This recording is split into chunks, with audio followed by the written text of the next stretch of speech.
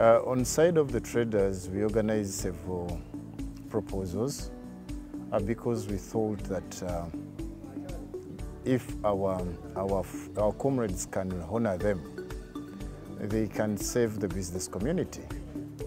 Because we are working hand in hand with some government agencies to see how do we change the perception of traders by formalization. So when they formalize, it facilitates to widen the tax base. So with this, we thought that if the government can revise some of its policies and lower some taxes, they are so high. Just give an example, when the Ministry of Finance was presenting its proposals, it suggests that they're not going to add more new taxes, which is a good move. But again, you find that at times they increase the values when they're assessing our goods by URA. So at times the values, the taxes, they haven't added more taxes, but when you increase the values, they have an automatic effect on the tax, on the rate of the tax, which we are supposed to pay. So we are engaging URA to see that even the values are not tampered with. Secondly, we think that even the ministry should consider like scrapping taxes on mobile phones. Because now we are promoting e-market, e-business. Why should mobile phones be taxed? Let them be added on the category of computer to promote IT in Uganda. Because nowadays business is done on mobile phone and business is taxed. By the way, it will ease access of smartphones to Ugandans. Secondly, they will be available at a very affordable rate.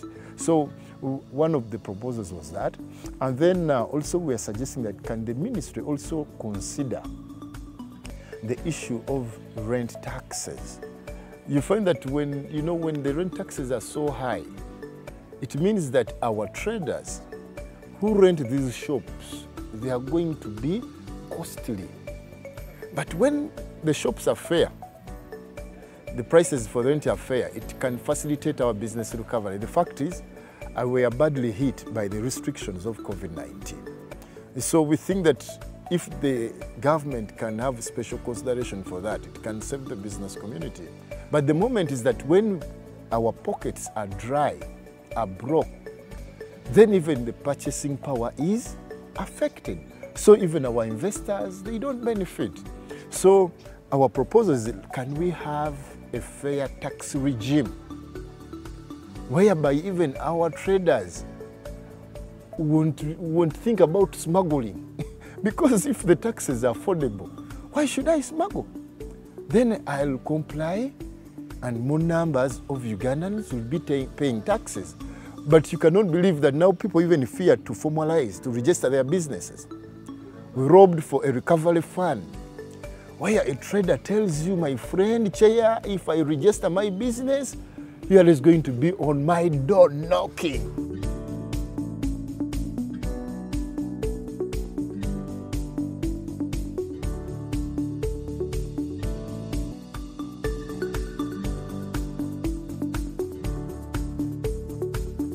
The views are some of them which I've presented, but we think that we are working hand in hand because consultation, the budget process is ongoing. We shall have to see that we argue our way out because even we think now like for the textile. Let me give an example, the textile sector. Why should the Ugandan pay high taxes for textile and garments? The fact is that our local production cannot meet our demand or the market demand. So we need to make sure that it fully is revisited. And Ugandans can still import to substitute with the low production. But nowadays when you go downtown, Tabugabo, a shirt which you could access even at 20,000, now it's 40. Because the taxes, the values are high. Paying 35 is too much. And then even we appeal to the ministry not to rethink at all reintroducing the dollar per kilo system. Because before they used to charge that, you know, when we are buying these shirts, we don't buy them basing on how heavy or on weight. You buy per piece. That this is a shirt, I'm purchasing it at 5,000 or 10,000. So before they had introduced the tax where they had to weigh the weight of a shirt. And then they tag $1 per kilo, $3 per kilo. So it was so much that even it was going to kick our comrades out of business.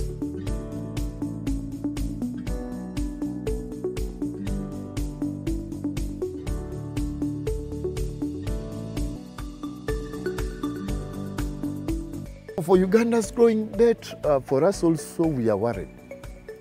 Because nowadays, you know, our members were complaining that every time URA has instituted an audit, URA now, the enforcement even wants to come in the shops to see that have you really paid for taxes. So it's like the government is looking for money to clear its debt. And also us, we are bad off. So we think that can the government revisit fully its policies to reduce on the operation costs. You know, administrative costs are so huge. We have so many districts, we have many RDCs, we have many MPs, and by the way, without the way they are serving Ugandans.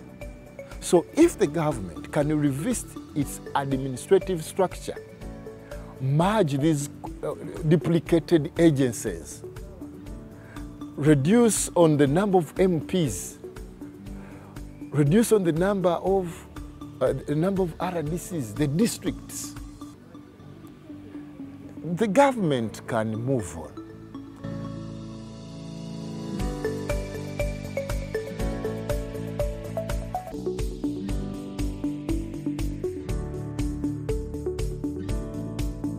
The government should invest in the private sector.